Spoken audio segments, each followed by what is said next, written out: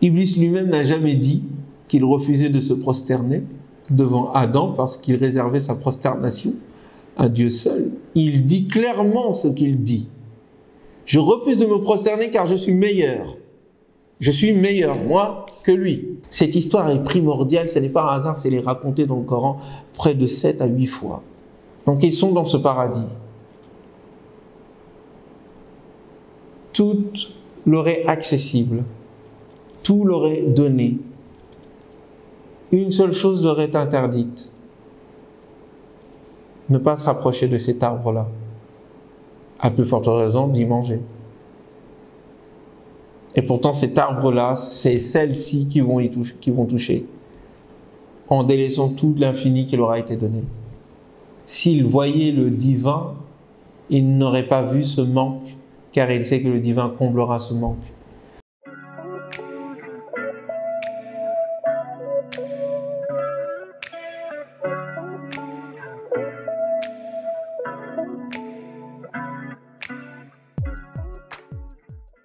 Assalamu alaikum wa rahmatullah, que la paix soit sur vous. Une belle histoire, parce qu'elle est pleine d'enseignements. C'est celle d'Adam et Ève. Nous étions au paradis et nous étions en train de voir les raisons pour lesquelles désobéissance il y a eu et de quelle manière le diable a rusé. Ils sont dénudés. Existentiellement, il y a une baisse de niveau, un niveau qui descend. Oui, ils ne ressentaient pas la faim, ils ne ressentaient pas le froid, ils ne ressentaient pas la soif, ils ne ressentaient pas la chaleur. La désobéissance et l'arbre mangé feront qu'ils descendront de position, de positionnement spirituel et de position existentielle. De cette position-là, le diable aussi sera chassé, cela a été dit. Et le diable voudra que sa chute, qui le transforma en diable, en démon, soit aussi celle d'Adam et Ève qui chuteront de la position dans laquelle ils se trouvent. C'est l'histoire de chacun d'entre nous, l'histoire de toute l'humanité. Lorsque il y a une lieutenance, il y a une position de force et d'autorité qui est donnée, un certain nombre de péchés et d'erreurs peuvent nous faire tomber de notre piédestal, nous faire descendre et nous faire enlever la protection qui était la nôtre. Il en va même sur le point de vue spirituel, lorsque spirituellement nous nous élevons, comme c'est le cas, je l'espère pour chacun et chacune d'entre nous durant ce ramadan, eh bien un péché peut à un moment donné nous faire tomber, et nous le sentons. Nous le sentons nous lorsque nous sommes pleins d'élan, pleins de belles pensées, pleins de belles intentions, pleins de bonnes actions, lorsque nous sentons la légèreté de notre cœur nous faire élever, lorsque nous sentons la lourdeur nous quitter et que tout d'un coup une erreur, un péché grave ou moins grave, en tous les cas un péché, une désobéissance a lieu. Nous voyons tout d'un coup une sorte d'alourdissement, nous nous sentons mal, notre cœur se serre, nous ne nous sentons pas bien, nous ne sentons plus l'élan qui nous poussait vers le meilleur de nous-mêmes. Vous comprenez? Cette analogie peut nous faire comprendre un peu ce qui s'est passé avec Adam et Ève dans leur paradis. Dans ce paradis où ils étaient au-dessus des manquements, le péché va les faire descendre de leur piédestal. Il y aura une chute. Elle est symbolique, elle est aussi réelle. Et donc la faim, le froid, la soif, les manques du corps se font ressentir. Nous nous cachons, nous nous habillons, nous essayons de prendre les arbres, les feuilles du paradis, puisque l'habillement n'est plus, puisque la protection n'est plus pour nous protéger. Ils sentent immédiatement les conséquences de leur péché, de leur erreur, et ils demandent pardon. Ici, il faut innocenter Ève, car l'histoire, effectivement, inventée, falsifiée de cette histoire, la falsification que cette histoire a subie, vise à gâcher, vise à transformer, vise à falsifier la conscience de l'humanité. Dénigrer Ève, c'est dénigrer l'humanité. Falsifier cette histoire, c'est falsifier la mémoire spirituelle et symbolique de l'humanité. L'être humain a péché, certes, mais n'est pas un pécheur, dans le sens où ça n'est pas intrinsèquement lié à sa nature. Il n'y a pas de péché originel. Ève n'a pas poussé Adam à ce péché, puisque le Coran dit clairement que c'est Adam qui s'est laissé aller et qui a écouté au fond le diable qui lui parlait, et que Ève, son erreur a été de suivre aussi son mari, son époux, sa père, puisqu'ils sont deux ensemble et sont solidaires l'un de l'autre. Les deux ont donc désobéi. Très bien, Ève n'y est pour rien. Par contre, ils sont responsables. Il y a responsabilité lorsqu'il y a des limites. Et s'il n'y a pas de limite, il n'y a pas de liberté. S'il n'y a pas de liberté, il n'y a pas de responsabilité. Pour que la lieutenance de Dieu puisse être éprouvée sur terre, il faut qu'il y ait le choix entre l'obéissance et la désobéissance, entre le bien et le mal. C'est parce qu'il y a des choix qu'il y a la liberté, et c'est parce qu'il y a liberté qu'il y a responsabilité. Est-ce que Dieu était obligé de sortir Adam et Ève alors qu'il les a pardonnés, comme nous allons le voir tout à l'heure, du paradis? Non. Cependant, est-ce qu'une leçon aurait pu être tirée afin d'accompagner les pas de l'humanité dans leur exercice de lieutenance de Dieu sur terre, de civilisation de la terre et d'adoration de Dieu à travers la vitalisation et la colonisation de la terre au nom des principes divins cosmiques? Non. Il fallait qu'il y ait cette erreur. Et cette erreur n'est pas fatale. Et qu'il y a moyen et toujours possibilité de dépasser. De même que les anges ont voulu enfermer, et le diable ont voulu respectivement enfermer l'être humain dans ce qu'il considérait être sa nature intrinsèque, le divin nous montre que le propre de l'être humain, c'est le dépassement du péché, car Dieu lui-même est le tout transcendant. C'est parce que Dieu est absolu et au-delà de tout est transcendant que l'être humain alors peut se dépasser infiniment vers lui. Et le pardon permet ce dépassement. Mais si nous disons que péché il y a et que toutes les humanités, tous les êtres humains vont hériter de ce péché, eh bien à ce moment-là, nous gâchons, nous transformons symboliquement l'idée que l'être humain se fait de lui-même, et cela va avoir donc des conséquences dans la vie des êtres humains sur terre, en faisant non pas des maîtres, en faisant non pas des princes, en faisant non pas des califes de Dieu sur terre dignes, mais en faisant des êtres vils qui doivent subir souffrance pour se racheter et racheter leurs péchés. Vous voyez la vision et la différence qu'il y a ici entre ces deux histoires, l'une coranique et l'autre biblique. L'autre fait de l'être humain un lieutenant et dit que son péché a été effectivement une erreur, mais que cette erreur est dépassée par la demande du pardon et par le pardon accordé par Dieu. Alors que dans l'autre histoire, le péché n'est pas pardonné et qu'il va ensuite se poursuivre sur l'ensemble de la descendance de l'humanité, d'Adam, plongeant ainsi toute l'humanité dans le péché. Vision négative de l'être humain ici et de sa nature, en faisant un être coupable.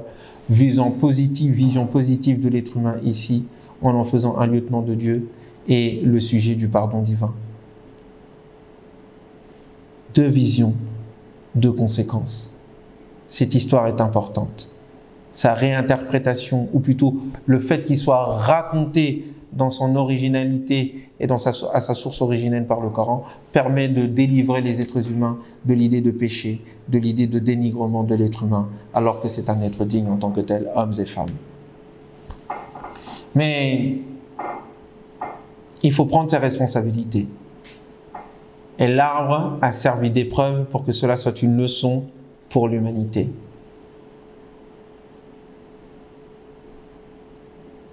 Nous devons en tirer un certain nombre de, de leçons. La première des choses, l'être humain est digne. La deuxième des choses, nous sommes des lieutenants de Dieu sur terre. La troisième des choses, Dieu est plus grand que notre péché et qu'il nous a pardonné. Et que le péché n'est pas quelque chose qui s'hérite, car chacun est responsable de ses choix. La quatrième, c'est que les péchés, à un moment donné, peuvent nous faire tomber de notre piédestal, mais qu'en même temps, avec l'effort, nous pouvons retrouver notre position d'avant et d'auparavant. C'est ce qui est promis à Adam. Fatalaqa Adam. Et Adam reçut de la part de Dieu kalimatin, des missions, des paroles. Certains disent des paroles à réciter. Par exemple, il y a une histoire qui dit que ces paroles que Adam aurait dû réciter pour se faire pardonner étaient « Allahumma salli ala Muhammad », les bénédictions sur le prophète Mohammed. Bon, cette histoire est aussi fausse. Et même l'idée de dire que le prophète Mohammed, sur lui la paix, existait avant Adam de 1000 ans et que sa lumière préexistait à la création même du cosmos est une histoire farfelue que le prophète, sur lui la paix, n'aurait jamais acceptée et n'aurait jamais tolérée. Mohammed, sur lui la paix, est un être humain, issu de la terre, descendant d'Adam. Il n'existait pas avant Adam. Et cela est l'idée que Adam lui-même, pour se faire pardonner, devait prononcer une invocation qui chante les bénédictions du prophète Mohammed sallallahu alayhi wa sallam, sur lui la paix, est une superstition aberrante que le Coran ne confirme pas. Bien au contraire, ce que le Coran dit, c'est que Adam et Ève ont demandé pardon à Dieu. Tu veux te faire pardonner, tu demandes pardon à Dieu, tu demandes pardon à celui envers qui tu as désobéi. Et tu n'invoques pas une quelconque invocation du prophète Mohammed et d'un autre prophète sur la paix, bien sûr. Très bien. Donc, histoire farfelue. Mais qui sert au fond à judéiser ou surtout à christianiser l'islam en faisant du prophète Mohammed sallallahu alayhi wa sallam un presque Dieu afin de justifier la préséance et la supériorité de ceux qui s'en réclament à travers sa descendance ou de ceux qui s'en réclament à travers sa sainteté. Car l'idée, c'est tout simplement de fonder une église ou de fonder un pouvoir spirituel ou un pouvoir symbolique qui va dominer les êtres humains. L'idée de faire de Jésus ou de Mohammed sallallahu alayhi wa sallam ou d'autres prophètes des surhommes n'a pas d'autre objectif que de justifier la domination de certains qui vont se faire passer pour des dieux ou des fils de Dieu ou des représentants des fils de Dieu, ou la possibilité que la divinité puisse passer à travers une lumière dans le corps des uns et des autres qui vont l'incarner. Ça n'est que cela. Revenons donc. Adam n'est pas un ange. Adam n'est pas une bête. Adam est un être humain qui a la lieutenance, qui peut faire des erreurs et qui est objet, en tous les cas, de la miséricorde divine quant à son pardon, et qui est donc capable de dépasser ses erreurs, car il y a en lui l'Esprit de Dieu insufflé. Cet Esprit de Dieu insufflé n'est pas l'Esprit de Dieu dans le sens où nous le comprenons, c'est-à-dire sa vie, l'âme de Dieu. Il ne s'agit pas de ça. C'est un esprit, une créature de Dieu, mais qui est affiliée à Dieu lui-même, comme on dit la créature de Dieu. La création de Dieu, la maison de Dieu, ça ne veut pas dire que Dieu y habite, ça veut dire que cette maison est affiliée à Dieu. Eh bien, l'Esprit de Dieu est affilié à Dieu. Non pas que cet Esprit est issu de son essence, mais c'est une création divine. Bref, insufflé en lui, et qui est affilié à Dieu et à son ordre. Et c'est ce que porte l'être humain. Et c'est ce qui fait que c'est un être créatif et créateur. C'est ce qui fait qu'il a de l'imagination. C'est ce qui fait qu'il crée, qu'il nomme les choses. Et qu'en nommant les choses, il les recrée, il leur donne un sens nouveau. Et qu'il crée ainsi la civilisation. Qu'il façonne la nature selon son bon vouloir. Et qu'il le façonne selon les principes divins ou pas. S'il les fait selon les principes divins, cela devient une civilisation qui construit et qui améliore la création, et s'il le fait en désobéissance ou en dehors des principes divins, alors ça devient une civilisation qui détruit et qui, au fond, casse la création et sème la corruption et verse le sang, ce qui obligera l'intervention divine à travers l'intervention donc du propriétaire de la terre dont on a la gestion, qui va intervenir pour en chasser celui à qui il a donné cette gestion et cette responsabilité pour le donner à quelqu'un d'autre, un autre calife. Le mot calife ici, il faut aussi l'indiquer, veut dire celui qui remplace, celui qui succède, celui qui est successeur. Et d'ailleurs, dans le mot succès, le succès, il y a le fait de succéder, il y a le fait d'être le successeur. C'est celui qui a le succès qui succède. Et lorsqu'il succède et qu'il n'est pas à la hauteur de son succès, il régresse, il descend, il est remplacé par un autre à qui il sera donné le succès afin qu'on puisse voir ce qu'il fera. La notion de khalifa condense tout cela. L'être humain a été choisi et sa descendance sont le fruit d'une épreuve de lieutenance qui va faire que certains vont être les lieutenants par rapport à d'autres qui sont là, seront ensuite remplacés par d'autres qui vont aider l'humanité à accomplir sa mission sur Terre. Alors que potentiellement c'est la mission de chacun d'entre nous. Mais les uns par rapport aux autres, d'autres seront plus avancés dans cette lieutenance que d'autres et donc mériteront le succès et donc de succéder et donc d'être les califes jusqu'à ce que à un moment donné, il y ait chute, et lorsqu'il y a chute, il y a remplacement. Voilà ce que l'histoire d'Adam et Ève nous condense ici. Et donc, ils vont être pardonnés. Il n'y a pas de péché originel. Mais ils sortiront de ce paradis. Ils sortiront de cette position existentielle supérieure pour vivre la position existentielle, non pas inférieure, mais normale, en tout cas qui est la nôtre. Et la vie sera l'épreuve qui prouvera que l'être humain mérite d'être le lieutenant de Dieu sur terre, et donc une deuxième chance leur sera donnée. Après que la première chance fut gâchée, des leçons seront tirées, et Dieu dira « Ihbitu » descendez donc, descendez. Descendez-y. Je n'ai pas le temps de rentrer dans beaucoup de détails. C'est une histoire qui doit être condensée, mais le mot ihbat ou hubut, ici dans le Coran, doit être compris comme étant non pas la descente physique, ils sont descendus, mais dans la descente symbolique. Elle est semblable, c'est le même terme qui va être par exemple utilisé lorsqu'il s'agira des pierres. Lorsque Dieu nous dit et leurs cœurs sont durcis et fut dur plus que la pierre elle-même. Car il y a des pierres d'où coulent des rivières et des pierres qui tombent, qui yahbitu min khashyatillah par crainte de Dieu. Et ici le hubut, ici la pierre reste la pierre bien sûr, mais c'est le changement de position, le changement à un moment donné, comment dire, spirituel. C'est une transformation, c'est une évolution. Elle n'est ici que symbolique. Et cette transformation peut être une élévation, hubut, ou une descente aussi, hubut. Al-Muhim, je ne vais pas rentrer dans les détails linguistiques et j'ai peur de nous perdre un peu dans un certain nombre de choses que nous ne maîtrisons pas pour l'instant. Ou du moins, tant que toute l'histoire ne sera pas comptée. En tous les cas, une deuxième chance sera donnée donc à Adam et à Ève. La confiance sera renouvelée et une promesse sera faite. Donc il nous dit déjà que la terre sera un lieu aussi d'adversité. Un lieu d'adversité.